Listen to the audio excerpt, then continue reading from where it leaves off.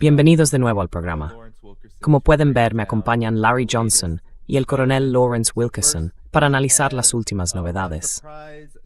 Primero, tenemos el ataque sorpresa de Irán contra la base aérea Muwafaq Salti, en Jordania. Irán anunció que lanzó varios misiles balísticos contra esta base aérea jordana, en particular contra los aviones de ataque A-10 allí estacionados, destruyéndolos. Eso es lo que afirma Irán. Además, Irán dice que 3 petroleros recibieron una advertencia en el estrecho de Hormuz y que fueron atacados y detenidos simultáneamente. El CENTCOM afirma que todos esos ataques fueron interceptados. Esto es lo que dijeron. Y esta es la realidad. Parece que hubo impactos reales. Irán dice que una fuente cercana a Ghalibaf afirmó que la reunión entre Netanyahu y Trump fue, en realidad, la razón por la que esta base fue atacada durante la noche, porque había planes para una operación estadounidense, y según Irán, fueron frustrados.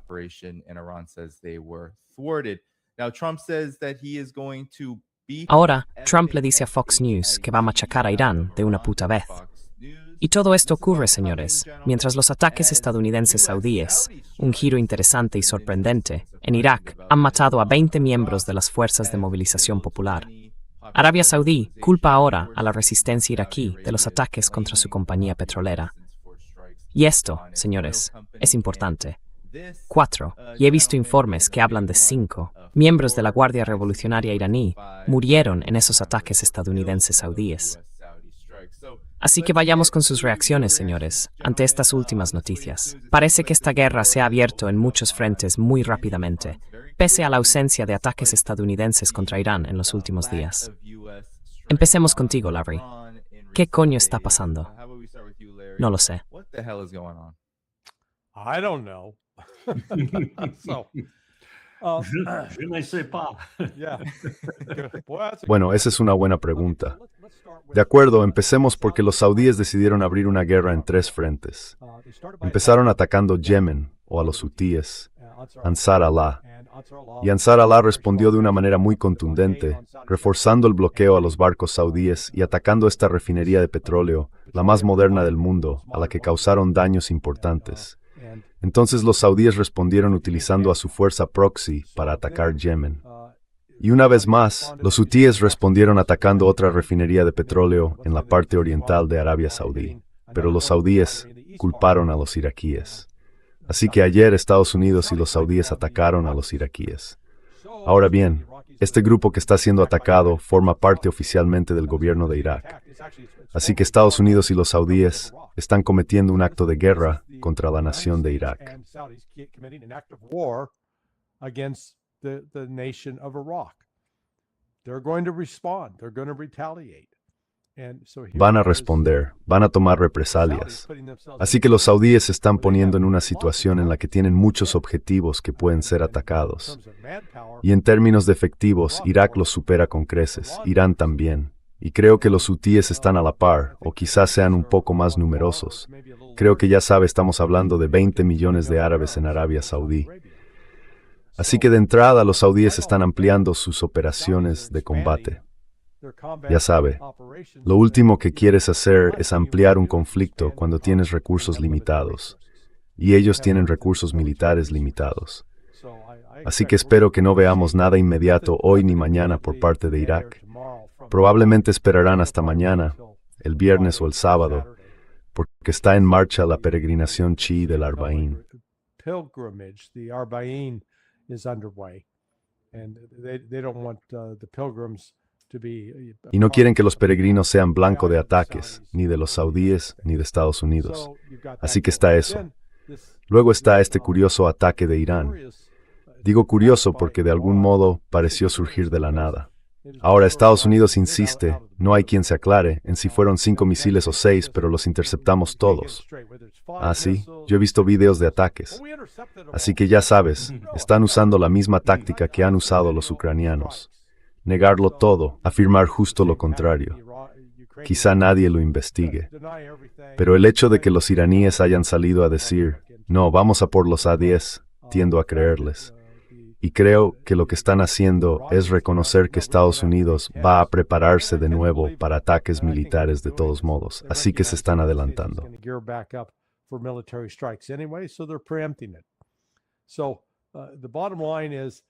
En resumen, pese al optimismo que reinó durante el fin de semana de que las conversaciones vuelven a encarrilarse, las conversaciones no van a ninguna parte. Me da igual cuánta intervención haya por parte de Pakistán, Omán y Qatar. La posición iraquí es muy firme y no va a cambiar. Si Estados Unidos quiere volver a implicarse, tendrá que obligar a Israel a salir del sur del Líbano, levantar el bloqueo, levantar las sanciones y desbloquear los activos inmediatamente. No en algún momento futuro. Desbloqueen los activos ya.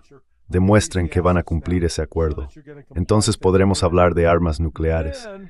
Pero la posición de Estados Unidos está a 180 grados de eso. No. Tenemos que hablar de armas nucleares antes de nada de eso. E Irán dijo, no va a ocurrir.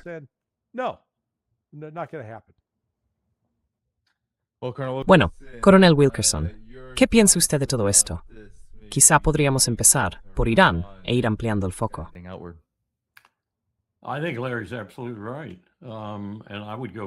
Creo que Larry tiene toda la razón. Y yo iría más allá y diría, como hice en el podcast anterior en el que participé, que hay que remontarse a hace un año, cuando decía que el conflicto en Ucrania y un conflicto en el suroeste de Asia tenían propensión, en aquel momento, a extenderse más allá de la matanza homicida, genocida, llámenla como quieran, de palestinos en Gaza. El potencial de que estos teatros de guerra se conecten, se alarguen, por así decirlo, y queden interconectados, va a madurar con cada día que pasa. Porque la guerra tiende a afectar a las fronteras, a la gente que vive en esas fronteras y a las personas afectadas indirectamente por las consecuencias de la guerra que estamos viendo.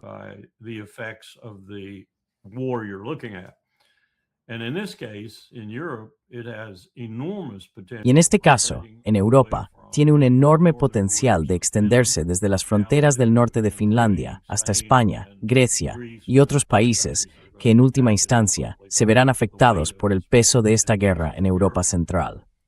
Pero también tiene la tendencia, y la está mostrando ahora mismo, como suelen hacer las guerras, especialmente cuando las libran idiotas y necios, a extenderse de maneras que nadie imaginó o soñó, como quieran llamarlo, al principio. Estamos viendo cómo se ramifican las conexiones de los dos etcenjos extraels que tenemos ahora mismo, hacia sudoccidental y Ucrania.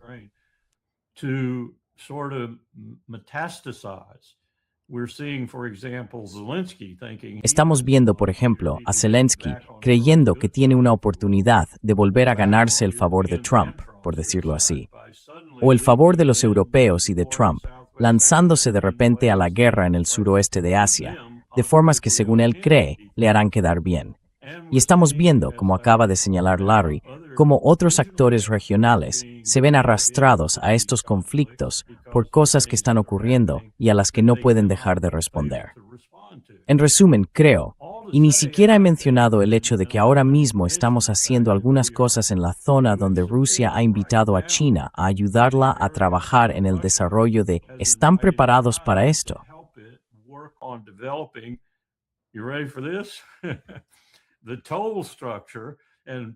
La estructura total, y quizá la estructura de paso en general, para la enorme distancia que van a recorrer los buques una vez que tengamos un Ártico sin hielo.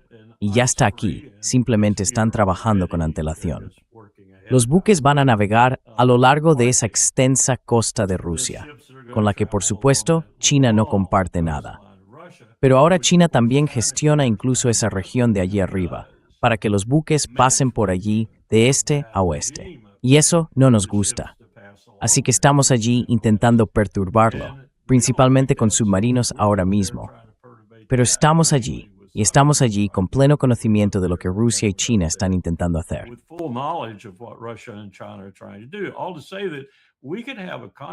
Todo esto quiere decir que podemos tener un conflicto que vaya desde la zona sin hielo del Ártico en el norte hasta Bandar Abbas, Chabahar e incluso, en cierta medida, hasta el Océano Índico, porque allí tenemos recursos navales que pueden ser atacados. Y tenemos un bloqueo en desarrollo alrededor de Odessa que los rusos están construyendo. Tenemos a Erdogan mirando su propio estrecho y pensando qué podría hacer con él para obtener ingresos para Turquía, además de cubrirse las espaldas. Esto podría pasar rápidamente de ser regional a ser global, y en todo ello existe la posibilidad de que se utilicen armas nucleares en cada tramo. Esto no es bueno, no es un buen desarrollo de los acontecimientos, y Donald Trump tiene mucha responsabilidad por haber puesto en marcha los aspectos finales de todo esto y no haber hecho nada al respecto.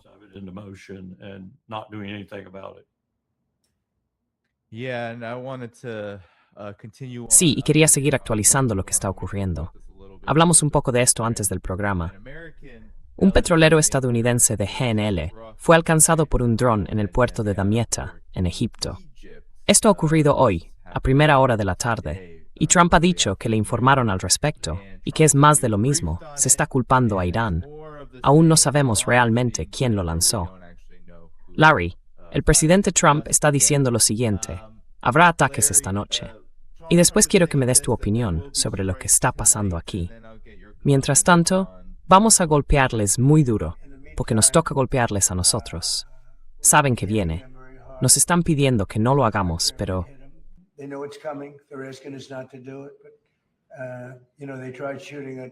Sabes, anoche intentaron dispararlo. Nos lanzaron 5 cohetes, que iban a 8.500 kilómetros por hora, y los 5 fueron derribados. Pero aún así, lo intentaron. Ahora nos toca a nosotros, y veremos si en algún momento llegamos a un acuerdo. Pero vamos a golpearles muy duro. No sé si todos veis programas de tertulia deportiva, pero hay un tipo, Skip, que dice, ahora me toca a mí. Así que, en esencia, esa es la respuesta de Donald Trump aquí. Larry, por favor, ayúdanos a entender qué es exactamente lo que va a pasar.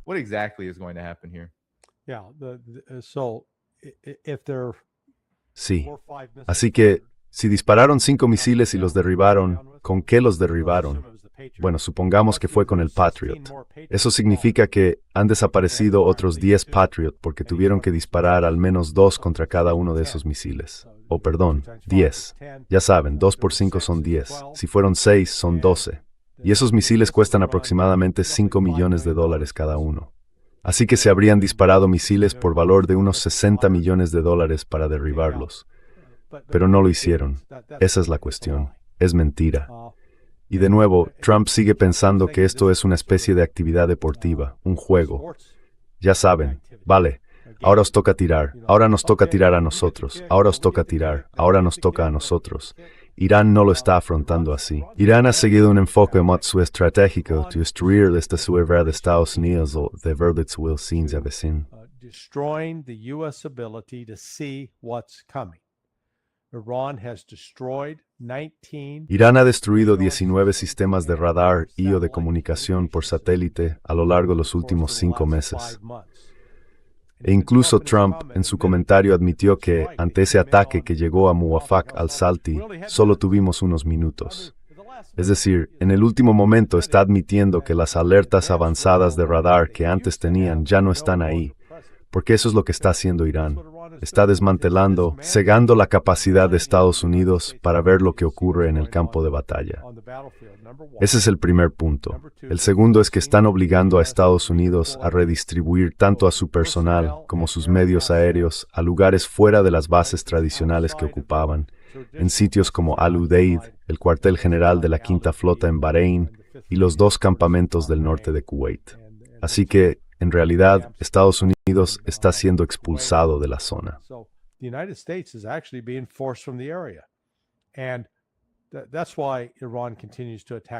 Y por eso, Irán sigue atacando Muwafaq al-Salti, solo para aumentar la presión sobre los jordanos. Y ya estamos viendo que eso ocurre en Jordania. Ayer, un gran número de dirigentes políticos, militares y económicos publicó básicamente una carta abierta al rey Abdalá diciendo: saquen a Estados Unidos de una maldita vez de nuestro país. Así que se trata de hacer que Estados Unidos deje de ser bienvenido en toda la región de Asia Occidental. Y el último lugar al que se están replegando es Israel. Y de hecho, ayer vimos un par de cosas muy curiosas en torno a los acontecimientos relacionados con el funeral de Lindsey Graham. Una, después de que Zelensky de Ucrania se reúne con Trump, el ministro de Exteriores ucraniano, inmediatamente después de esa reunión, llama a Arakchi y dice, sí, sobre ese ataque en el mar Caspio. And going, yeah, about that attack in the Caspian Sea. Hey, listen, we're really sorry, man. That was a mistake. Oye, escucha, de verdad lo sentimos, hombre. Fue un error, pedimos disculpas, ya sabes. ¿Por qué hicieron eso? Bueno, al parecer Trump le dijo, no vamos a expandir esta guerra. Puede que tú quieras, pero nosotros no. Y más te vale arreglar esto. Así que Ucrania dio marcha atrás de inmediato en eso. Pero seguimos enfrentándonos a la escasez y a las consecuencias económicas.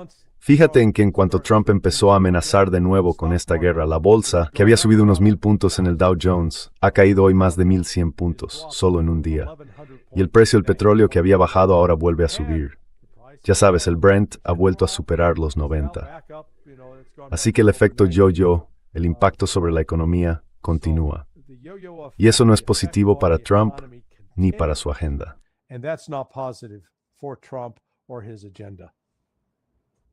No, and I pulled up there that immediate reply. Ahora, he puesto ahí esa respuesta inmediata del ministro de Exteriores de Ucrania, Arakchi.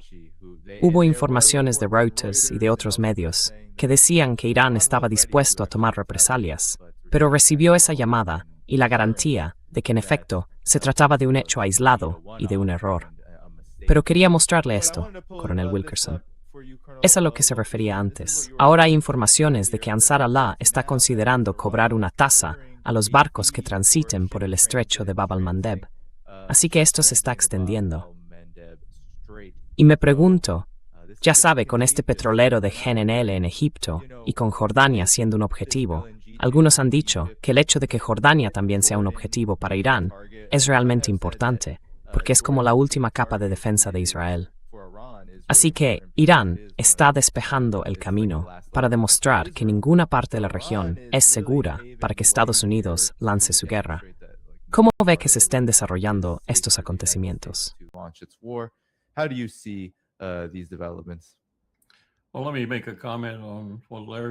Bueno, déjeme hacer un comentario sobre lo que Larry decía antes, sobre lo que usted preguntó. Creo que a Zelensky puede que le hayan dicho que los misiles balísticos iraníes pueden alcanzar Kiev. Así que yo sería un poco prudente respecto a cómo intentaría ampliar también este asunto. Y eso hace que su incursión en Irak, si es cierto que ha hecho una incursión en Irak, sea todavía más absurda. Y quizá incluso lleguen algunos mensajes al respecto. En cuanto al Mar Rojo y al estrecho que lo protege, o al estrecho que le da acceso, creo, como he dicho muchas veces antes, que eso es mucho más crítico y está relacionado con una gama más amplia de materias primas, no solo con el petróleo, el gas y esas cosas que asociamos con el Golfo Pérsico, aunque también tiene otras materias primas.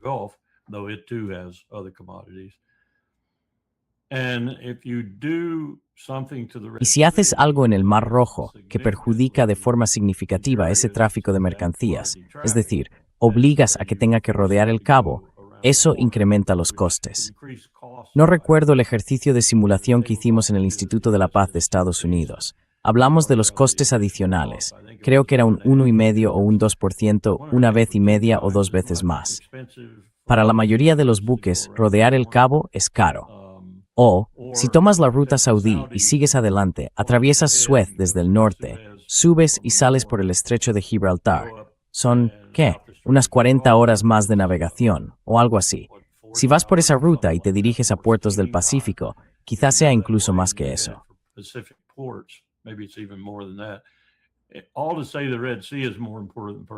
En resumen, el Mar Rojo es más importante que el Golfo Pérsico.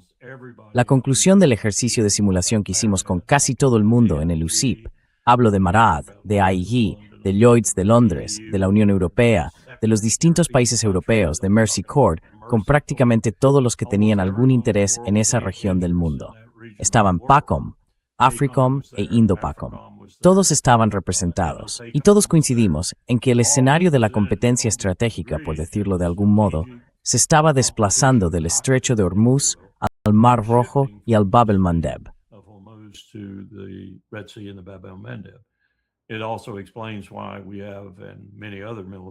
También explica por qué nosotros y muchos otros ejércitos tenemos tantas fuerzas en Djibouti. Y un marín me dijo, si llega otro marine a Djibouti, se hundirá. Y los turcos también están intentando llegar allí. Tengo entendido que no pudieron, así que están buscando terreno por la zona de Somalilandia. Puede que lo hayan encontrado al norte de Djibouti. Todo esto viene a decir que es un punto comercial increíblemente importante, una ruta comercial. Y también, esto es un inciso, pero es importante. Es una de las razones, igual que el estrecho de Hormuz, igual que el propio Gibraltar y otros lugares así, una razón, una gran razón, por la que la iniciativa de la Franja y la Ruta China incluye ferrocarriles que por sus economías y su rapidez cambian esencialmente toda la naturaleza del comercio mundial. Lo transforman de ser fundamentalmente marítimo a ser fundamentalmente terrestre.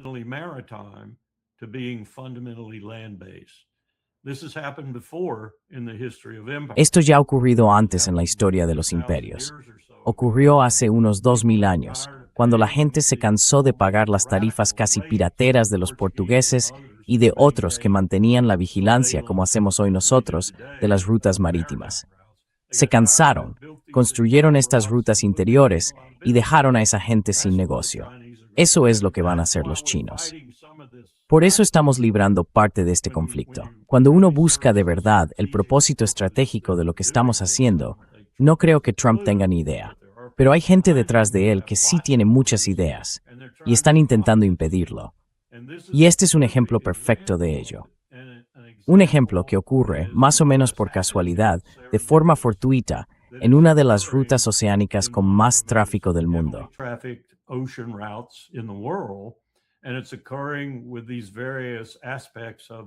Y esto está ocurriendo con los distintos aspectos de esta guerra que se está librando y con algunos de los beligerantes en ella.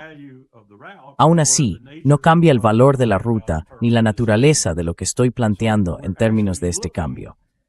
Así que, en realidad, estamos viendo que quienes trabajan para hacer esta ruta más difícil y más cara, de la forma que sea, están contribuyendo y acelerando lo que creo que China y ahora Rusia e Irán están haciendo y quieren lograr: desplazar el comercio del entorno marítimo, donde ¿quién domina?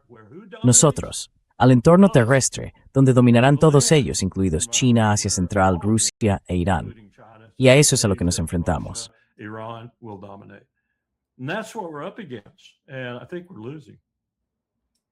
Y creo que estamos perdiendo.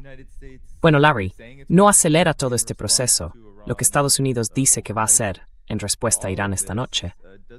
Toda esta actividad, lo que están haciendo Arabia Saudí y Estados Unidos con Yemen e Irak, no acelera todo esto el proceso, porque ahora hay muchísima tensión. Está el estrecho de Hormuz y ahora también el estrecho de Bab el-Mandeb, dadas las interesantes y quizá graves malas decisiones de Arabia Saudí. Así que, ¿qué opinas? ¿Cuál es tu reacción? Sí, es como aplicar esa estrategia de, oye, quitemos esta masa de mercurio, golpeémosla con un martillo. Bueno, si golpeas una masa de mercurio con un martillo, ¿qué hace?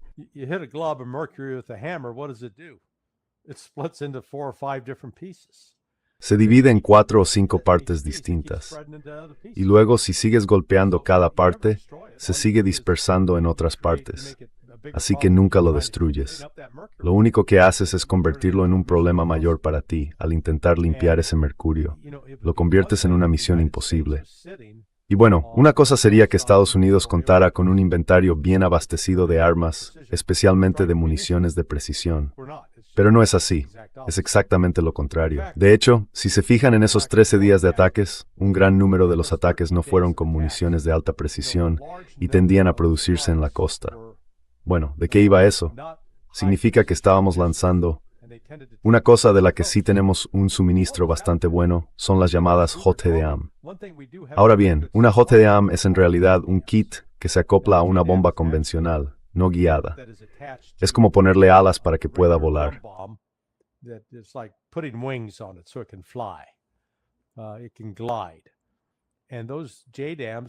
Puede planear.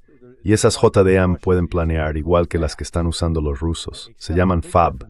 Pero la gran diferencia es que las FAB rusas tienen una que llega hasta una bomba de 6.000 libras y puede recorrer 100 millas o más. Las JDAM estadounidenses tienen un alcance mucho más limitado, hasta 40, creo que son 40 millas, quizá 40 kilómetros, pero no más allá de eso. Por eso están viendo esas bombas, esos ataques a lo largo de la costa y no en zonas profundas del interior. Así que al final, Estados Unidos tiene menos capacidad para proyectar fuerza y para mantener esa proyección de fuerza. Esos son dos elementos críticos.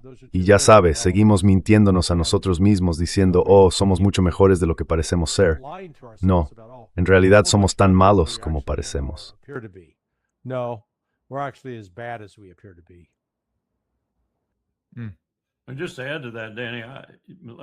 Y por añadir algo a eso, Danny, puede que Larry sepa más de esto que yo, pero ayer oí hablar de este follón que hay entre el general Kane, presidente de la Junta de Jefes de Estado Mayor.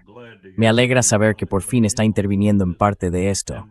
Y Brad Cooper, el almirante de 4 estrellas de la Armada, que está ahora al mando del mando central, después del absoluto y completo idiota que teníamos antes. Y el follón viene de que Brad Cooper, en esencia, que podemos seguir esto todo el tiempo que queramos. Y Kane tiene que supervisar a todos los demás comandantes de los mandos unificados, que sin duda están haciendo exactamente lo que yo haría si fuera uno de ellos.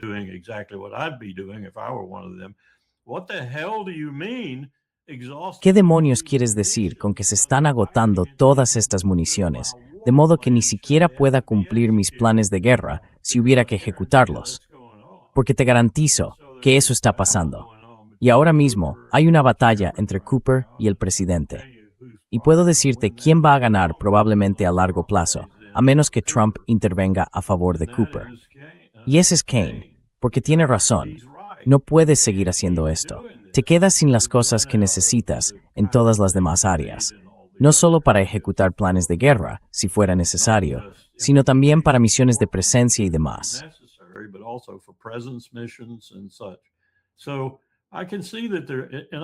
Y veo que eso está ahí. Y he oído otras cosas sobre Brad Cooper que no sabía, que es un auténtico admirador de Ginza, que está casi tan conectado con los israelíes como lo estaba Kurilla. Esto no es bueno, que Israel esté incluso a ese nivel diciéndole a la gente qué hacer y cómo hacerlo. Así que, si esto es un problema en la cadena de mando, entonces Hexeth, que Dios le bendiga, tiene que hacer algo al respecto, porque Kane tiene razón. Y por cierto, las Haredam de las que hablaba Larry son precisamente lo que tanto hemos trabajado para impedir que los saudíes nos las compraran cuando libraban su guerra contra los hutíes con nuestra ayuda.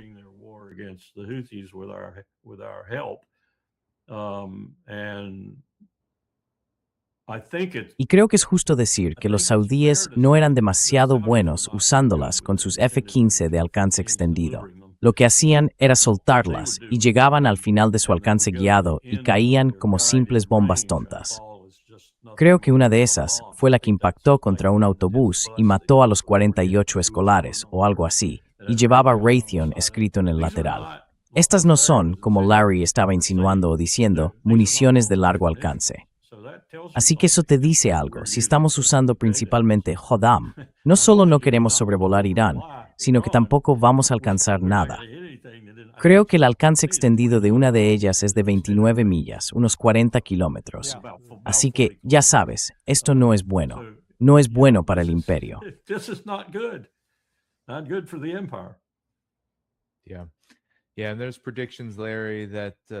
Sí, sí. Y hay predicciones, Larry, o al menos rumores, comentarios, de que Estados Unidos va a intentar esta noche, en contra de las recomendaciones del coronel Wilkerson, atacar objetivos más en profundidad dentro de Irán. Y me pregunto, ¿qué opinas también del papel de Israel en todo esto? Porque ahora están saliendo más detalles de la reunión que mantuvieron.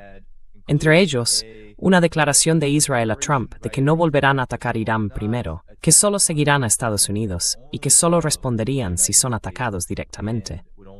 Quiero decir, ¿cuáles son los riesgos, los peligros de intentar intensificar los ataques contra Irán en este momento?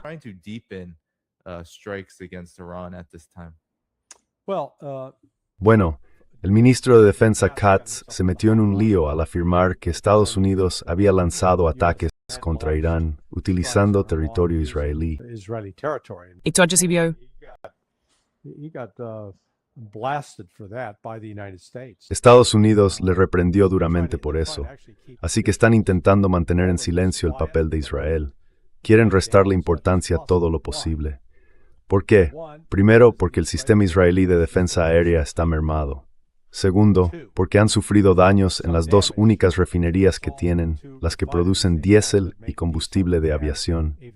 Si Irán decide reanudar su ataque contra Israel, Israel no podrá hacer absolutamente nada para detenerlo. Va a recibir un castigo muy duro, y parte del castigo tendrá que estar en de Israel. Es decir, después de simplemente quitarle importancia y decir, oh, ya lo arreglaremos. They're not just going to be able to slough it off and say, oh, we'll fix that. No, it's some of it may not be fixable. No, puede que parte de eso no tenga arreglo, y ese es el problema al que se enfrentan. Así que Estados Unidos está intentando, básicamente, impedir que Israel se meta en medio de esto, porque el propio Israel prefiere mantenerse al margen. Pero creo que esta vez no va a ocurrir.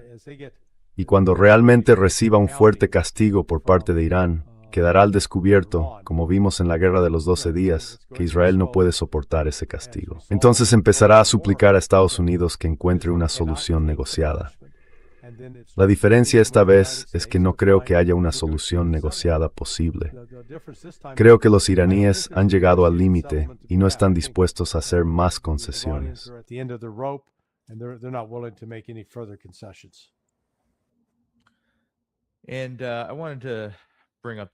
Y quería sacar este gráfico, Carl Wilkerson, porque parece que va a ser una tarde muy intensa, lo que queda de semana, y durante el fin de semana, porque todos estos frentes están abiertos ahora. Irak se ha sumado a la ecuación. Estados Unidos tiene que responder al ataque iraní. Decimos que tiene que responder al ataque iraní contra la base de Jordania. Y por supuesto, Yemen sigue muy presente en todo esto y ha sido atacado recientemente. Así que, quiero decir, ¿a dónde lleva todo esto? César, por favor. Vuelve a poner eso un segundo, ¿quieres? Claro, y mira eso. Creo que era el tercer punto, si no recuerdo mal. Claro, sí. Sí, a menos que surja de la nada un acuerdo de paz, la situación empeorará peligrosamente. Sí, surgirá de la nada un acuerdo de paz. Donald Trump dirá, oh, tenemos negociaciones en marcha y estamos a punto de lograrlo. Los iraquíes, los iraníes, están realmente sudando y quieren hablar. Vamos a hablar de ello. Esa sería mi predicción más probable.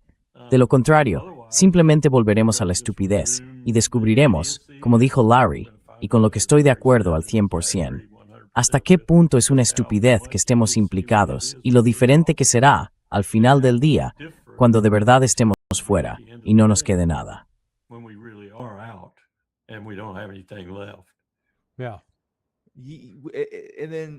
Sí, y luego, para los dos, Larry, perdona, cuanto más se prolonga esto y cuanto más Estados Unidos dice que está respondiendo a Irán o atacando agresivamente a Irán, y ahora con todos estos otros frentes abiertos, menos margen queda para que Estados Unidos tenga algún tipo de salida o vía de escape. Solo pensando desde la perspectiva, desde la mentalidad de una potencia hegemónica, cuanto más conflicto hay, cuanta más guerra y caos se siembran, menos probable es que Estados Unidos se retire. E incluso si retrocede, ¿para volver a qué? Da la sensación de que ahora la única inevitabilidad aquí es la guerra.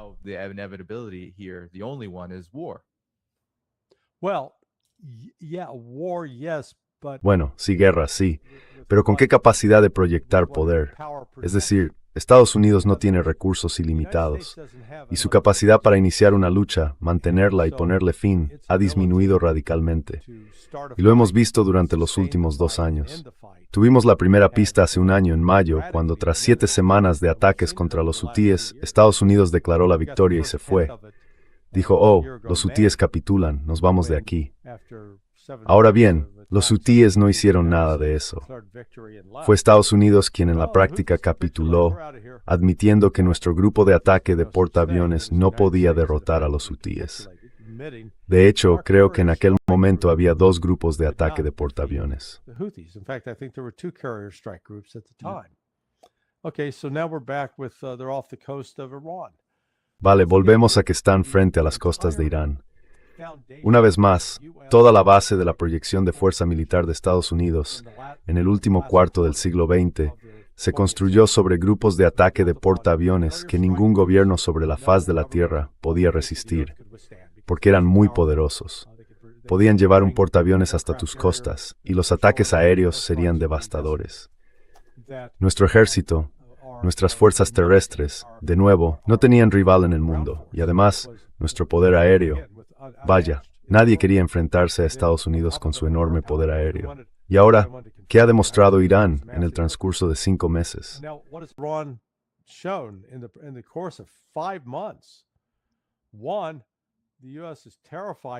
En primer lugar, Estados Unidos tiene auténtico pánico a situar su grupo de ataque de portaaviones cerca del estrecho de Hormuz. Hace unos 40 años, en 1987, o digamos, hace 39 años, el USS Carl Vinson atravesó el estrecho de Hormuz rumbo a Bahrein y atracó allí. Eso me lo contó uno de los marineros que estaba en ese buque en aquel momento. Atracaron y los marineros tuvieron permiso para bajar a tierra. Y Bahrein Manama no es un gran puerto para disfrutar del permiso, lo reconozco. Pero aún así, Estados Unidos no tenía ningún problema en meter allí sus portaaviones. Hoy no lo hacemos. Y nuestras fuerzas terrestres, demonios, nuestro ejército se ha reducido a 472,000 efectivos en todo el mundo. Eso supone alrededor del 40%. En 2003 empleamos el 40% de esa fuerza para invadir Irak.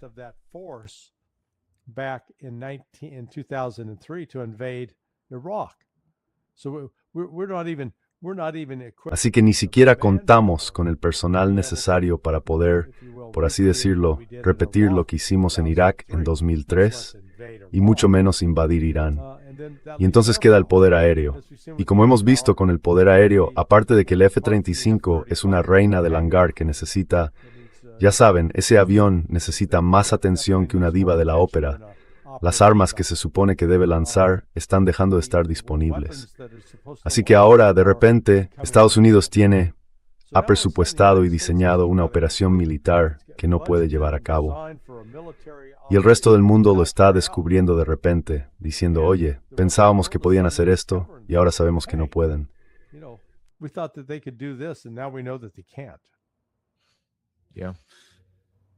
Sí, pero sigue adelante de todos modos, Coronel Wilkerson. Bueno, sigue ocurriendo allí, y las promesas de Trump. Es cierto. Es cierto, es cierto. Sí, Coronel Wilkerson, ¿qué opina? Tenemos informaciones. No sé si las ha visto. Es difícil saber si son exactas. Reuters dice que, según se informa, China se está preparando para transferir a Irán cientos de misiles antiaéreos portátiles, los MANPADS. Se informa de que serían entre 300 y 400, incluidos los QW-12 y los FN-16, modernos misiles tierra-aires diseñados para atacar drones, helicópteros, misiles de crucero y aeronaves que vuelan a baja altura. China está negando estas informaciones por ahora, pero se ha hablado mucho de la relación entre China e Irán y entre Rusia e Irán, especialmente a la luz de lo que Ucrania hizo al buque iraní en el Mar Caspio. ¿Qué opina de estas informaciones y de lo que dicen sobre Irán y, en particular, sobre la situación de la guerra?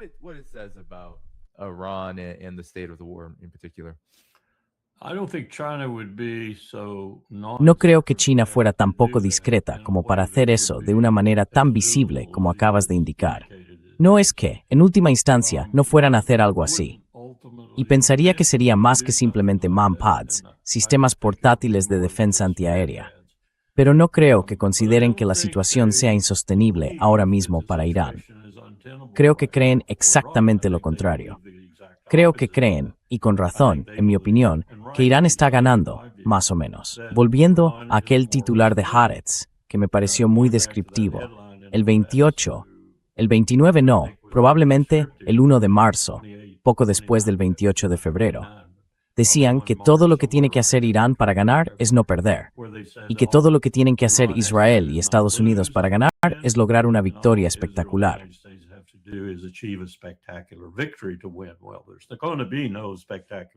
Bueno, no va a haber una victoria espectacular ni para Israel ni para Estados Unidos, ni para ambos conjuntamente. Así que Irán ya ha ganado, porque no ha perdido, y China lo sabe. Y si hay un liderazgo prudente y circunspecto en el mundo, a la altura de Putin y Lavrov, ese es el de Wang Yi y Xi Jinping. Así que no van a emprender ninguna acción abierta que pueda perjudicar sus posibilidades, por así decirlo, en relación con su apoyo a este conflicto. Van a hacer cosas como emplear sus mecanismos de inteligencia por satélite y quizá enviar por ferrocarril o de otras formas lo que sea necesario. Probablemente Rusia esté haciendo lo mismo a través del Caspio y quizá también China. La provincia de Xinjiang no está tan lejos y también hay una línea ferroviaria que llega hasta allí. Así que, desde China, simplemente no lo creo. Creo que eso es un rumor.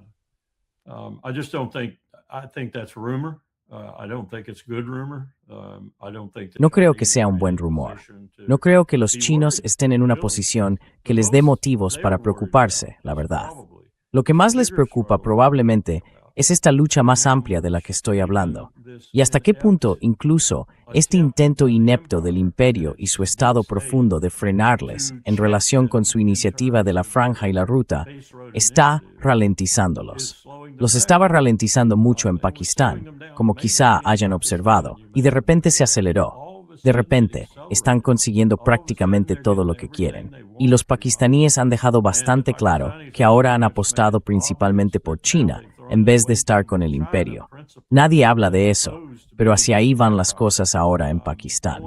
Así que China tiene la partida a su favor. ¿Por qué estropearlo cuando les está yendo bien?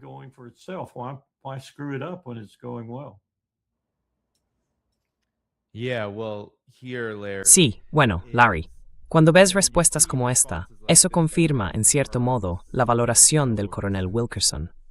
Así respondió Donald Trump inmediatamente a los ataques iraníes contra la base estadounidense en Jordania. El presidente Trump reacciona a ese ataque iraní contra fuerzas estadounidenses durante la noche en Jordania. El presidente Trump le dice a Fox News sobre Irán: "Vamos a darles una puta paliza", y añadió: "Vamos a golpearles duro, van a recibir una paliza".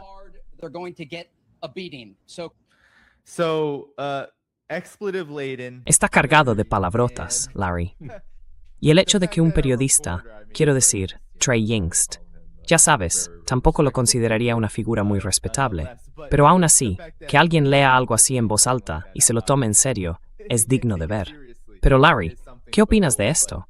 No deja muy bien a Estados Unidos, tal y como está quedando ahora mismo, mientras esta guerra, ya sabes, se alarga sin fin.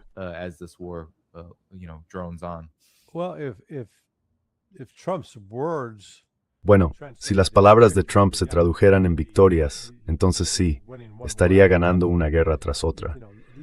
Pero este tipo de amenazas, cuando no van seguidas de ninguna acción que las respalde, simplemente una vez más, aumentan la debilidad de Trump porque se le percibe como alguien ineficaz y la gente deja de tomarlo en serio.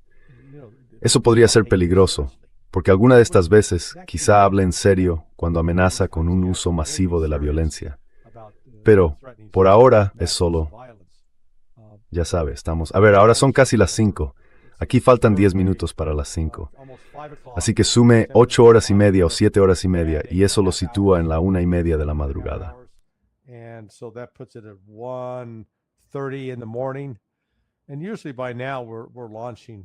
Y normalmente, a estas alturas, ya estaríamos lanzando esos ataques aéreos.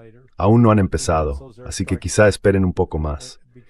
Pero una vez que comiencen esos ataques aéreos, Irán responderá y empezará a atacar sus propios objetivos. Así que veremos si esos objetivos se amplían esta noche. Y además, veremos qué van a hacer los hutíes y qué van a hacer las milicias en Irak, como he mencionado antes. Probablemente mantengan el fuego contenido durante un par de días, pero toda esta zona va a estar básicamente en llamas. Y eso no va a ayudar en absoluto a la situación del mercado del petróleo, ni tampoco a la bolsa estadounidense.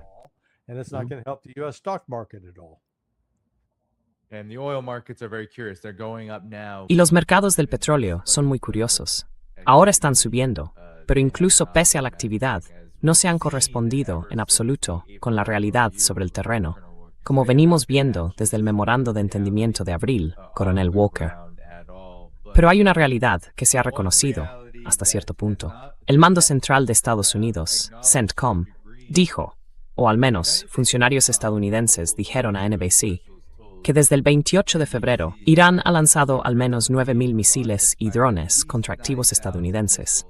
Ahora, Coronel Wilkerson, antes de que empezara esta guerra, nos dijeron que a Irán no le quedaba tanto.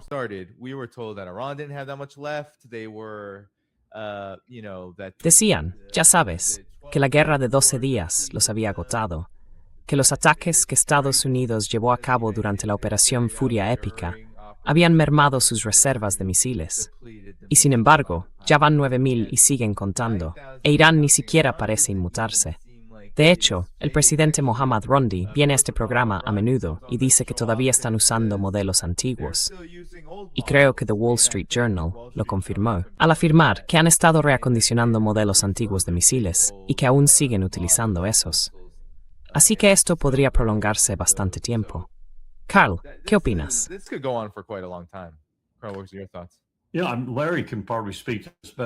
Sí, Larry probablemente pueda hablar de esto mejor que yo, pero por los pocos contactos que me quedan en la comunidad de inteligencia, aunque hay que admitirlo, la mayoría ya están jubilados, me llega que la estimación de la agencia es que el 60% de su arsenal sigue siendo operativo. Quiero decir, han disparado el 40%. Así que hagan las cuentas de lo que han disparado y entonces sabrán cuál es ese 60% si la estimación es válida. Y sospecho que se aproxima bastante, de verdad. También me llega que eso es lo que, por desgracia, en muchos casos le está diciendo a Netanyahu, su propia gente de inteligencia, que aún les queda bastante, al menos más de la mitad de lo que se estimaba que tenían antes. Y además, personas que parecen saber mucho más que yo, me dicen que están construyendo más bajo tierra. Sí, esa es la clave. Esa es la clave, ¿no?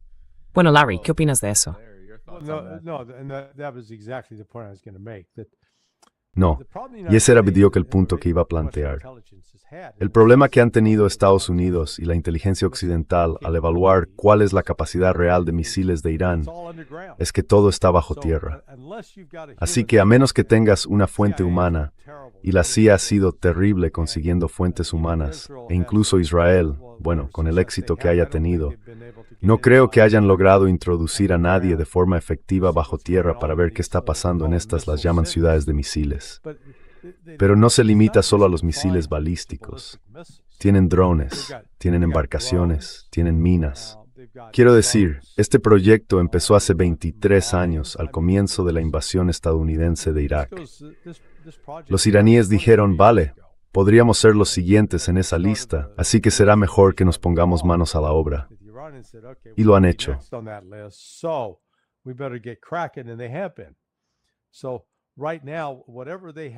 Así que ahora mismo, hayan gastado lo que hayan gastado, todavía pueden seguir construyendo bajo tierra y fabricando estos misiles, porque su mercado de suministros sigue intacto. La cadena de suministro, especialmente con China, no está en absoluto en peligro. Y tienen la capacidad técnica para hacerlo. Tienen las materias primas. Por eso creo que pueden mantener esto durante bastante tiempo. Y ni siquiera tenemos una buena... Ya sabe, oímos hablar del lanzamiento de misiles. Nos dijeron que eran misiles balísticos, pero no vemos ninguna prueba de ello. Hemos visto un impacto. Vimos dispararse algunos Patriot, pero ninguna prueba de una interceptación real. Así que no lo sabemos. Eran misiles antiguos los que Irán estaba lanzando para seguir agotando los sistemas estadounidenses de defensa aérea y luego atacarlos con algo más potente. No lo sabemos. Pero ya sabe, son el tipo de preguntas que deberían plantearse.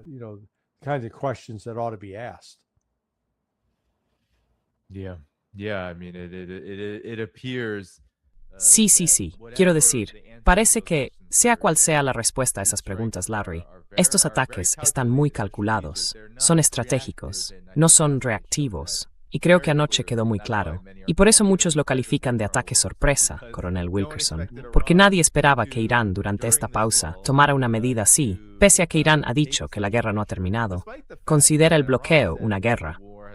Y, demonios, tuvimos esa reunión que mantuvieron Trump y Netanyahu al margen del funeral de Lindsey Graham, que fue descrita como una reunión para compartir información de inteligencia, en la que Netanyahu aportaba información que respaldaría el esfuerzo bélico. Para Irán, eso indica que la guerra sigue muy viva. Así que, Coronel Wilkerson, ¿qué opina de esto? ¿Creerías a Bibi Netanyahu si te proporcionara información de inteligencia sobre Irán? Bueno, ¿no estaba recopilando información de inteligencia en el despacho oval? Sí. ¿No hubo una historia sobre él?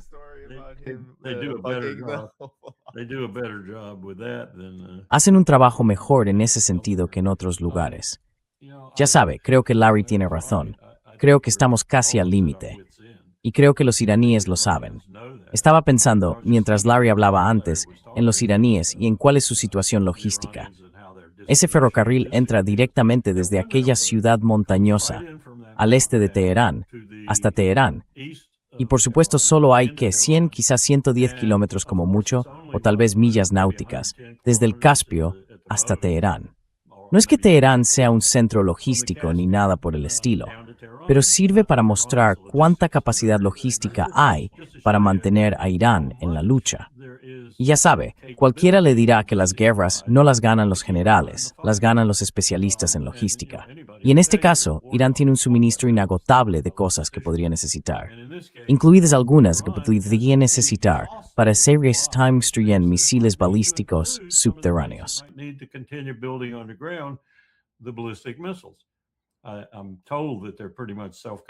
Me dicen que son prácticamente autosuficientes, pero estoy seguro de que necesitan algunas cosas, y esas cosas les están llegando.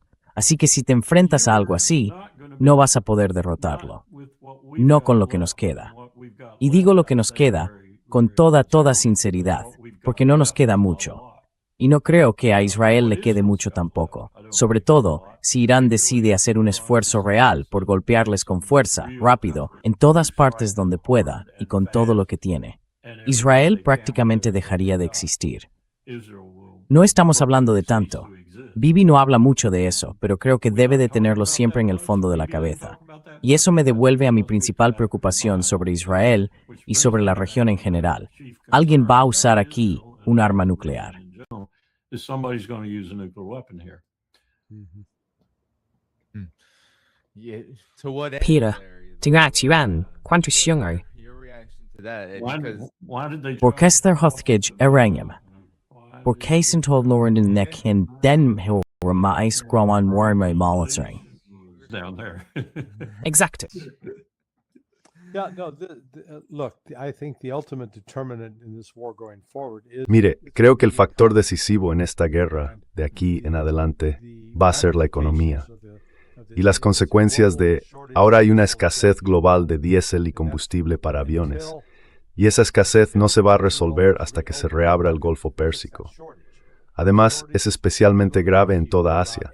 ¿Por qué? Porque, en realidad hay 4 centros geográficos en el mundo concebidos para ello. Las refinerías están construidas y diseñadas para procesar crudo agrio o crudo pesado. No son términos intercambiables, pero básicamente las refinerías pueden procesar tanto crudo agrio como pesado.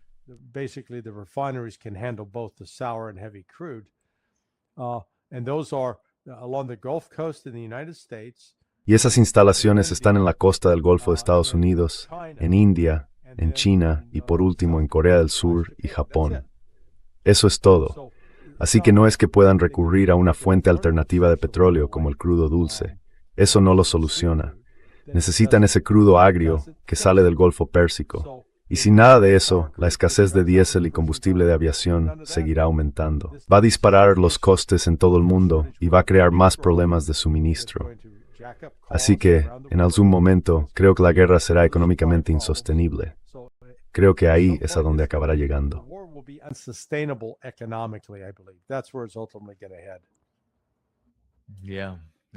No estoy en desacuerdo con eso. Creo que nos dirigimos hacia ahí mucho más rápido de lo que Bessent o cualquiera de esas personas que se supone que deben vigilar estas cosas también creen. Yeah. Yeah, and then the question is, and how? Because Sí, y entonces la pregunta es ¿cómo? Porque para Irán, y ahora para una parte mayor, si no para todo el eje de la resistencia, existe una profunda comprensión de que esta va a ser una guerra muy larga y probablemente una guerra continua. Así que, ¿cómo afrontan Irán y el resto, desde Yemen hasta Irak, las pausas en todo esto? Porque una pausa, por supuesto, lo hemos visto con Ucrania, lo hemos visto con Irán, suele utilizarse como excusa para reabastecerse y volver a atacar. Pero ahora el problema del lado de Estados Unidos es que reabastecerse parece ser una tarea de años, en lugar de ser simplemente cuestión de meses o semanas. ¿Qué opina, Coronel Wilkerson?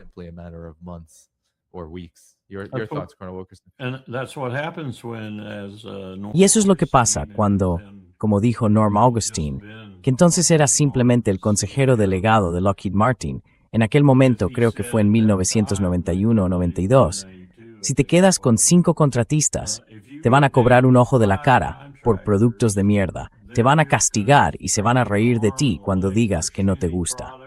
Ahí es donde estamos, y eso forma parte de nuestro problema. No podríamos fabricar estas cosas en 2 o 3 años, ni aunque nos esforzáramos de verdad. Ahora dirían que sí pueden, que se movilizarían para hacerlo, y toda esa mierda, pero no van a trabajar 24 horas al día, 7 días a la semana, con 3 turnos diarios. Van a seguir haciendo lo necesario para pagarles a sus accionistas y a ellos mismos esos millones de dólares.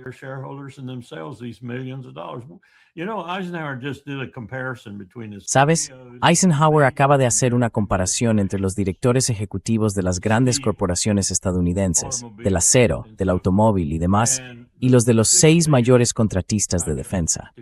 Cobran el doble en sueldo neto, el doble en opciones sobre acciones y el triple en otros aspectos de su remuneración. Es increíble lo que ganan estos tipos. Gran parte del presupuesto de defensa va a parar a ellos. Va a ellos, a los accionistas y a otras personas implicadas en la empresa, ya sea RTX, Lockheed Martin, Boeing, Grumman o la que sea. Así que Larry tiene toda la razón. Probablemente no podríamos reabastecernos hasta el punto de poder librar una guerra importante durante malditos años. Sí, Larry, sé que solo tienes un minuto, así que unos comentarios finales. 30 segundos. la logística, siempre la logística. Todo lo demás es secundario. Si la logística es un problema, no puedes ganar una guerra. Y esa es la realidad para Estados Unidos. Así que dicho esto, tengo que salir. With that, I'll have to Yeah. exit. All right, Larry. I'll see you again soon. All right, Thanks so guys. much. Later. De acuerdo, Larry. Nos vemos pronto. Hasta luego. Adiós. Coronel Wilkerson, podemos cerrar con este último comentario. Quería preguntarle por algo que Larry mencionó antes en el programa. Ahora mismo hay una peregrinación en Irak, creo que a Karbala, por, no sé cómo se pronuncia, Arbaín. Es la mayor reunión religiosa anual del mundo. Y Arabia Saudí, Coronel Wilkerson, participó en ataques contra Irak durante este periodo. Quiero decir, quizá pueda terminar con esto, con Estados Unidos, y por supuesto probablemente con Estados Unidos al mando. Yo ya no creo que Arabia Saudí tenga realmente ninguna soberanía. ¿Qué opina de esto, Coronel Wilkerson? Your thoughts, Colonel Wilkerson, on this? ¿Haría usted eso si conociera la volatilidad de este tipo de asuntos en la región y tuviera la peregrinación a la Meca más multitudinaria y dura del mundo, como quiera llamarla? Haría eso. Además, ya han tenido allí enormes problemas con grupos terroristas y demás. Simplemente no tiene ningún sentido. De verdad que no tiene ningún sentido. Cuando entran en juego las connotaciones religiosas de todo esto, es cuando de verdad se incita a algunas de estas personas a cometer las formas más viles de actos terroristas contra ustedes y demás. Yo no haría eso. Desde luego, no si estuviera en su lugar.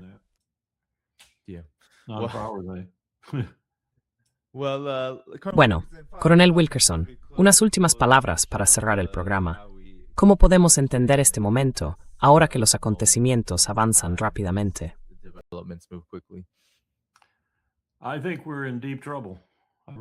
Creo que estamos en serios problemas. De verdad que lo creo.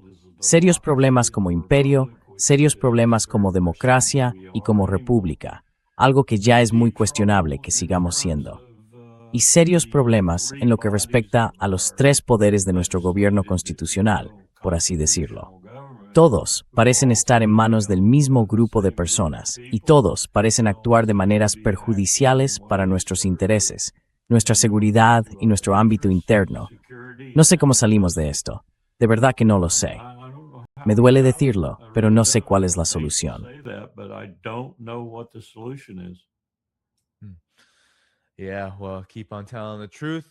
Sí, bueno, sigan diciendo la verdad. Eso es lo que vamos a seguir haciendo. Y ya saben, sigan animando a la gente a cambiar esta dinámica tan fea que políticamente en Estados Unidos no hace más que empeorar. Y por supuesto, está teniendo enormes repercusiones en todo el mundo. Coronel Wilkerson, muchas gracias por acompañarme. Quiero asegurarme de que todo el mundo sepa que el canal Sonar 21 de Larry Johnson y el canal de YouTube de Danny Haifong también están en la descripción del video para que puedan apoyar su trabajo allí.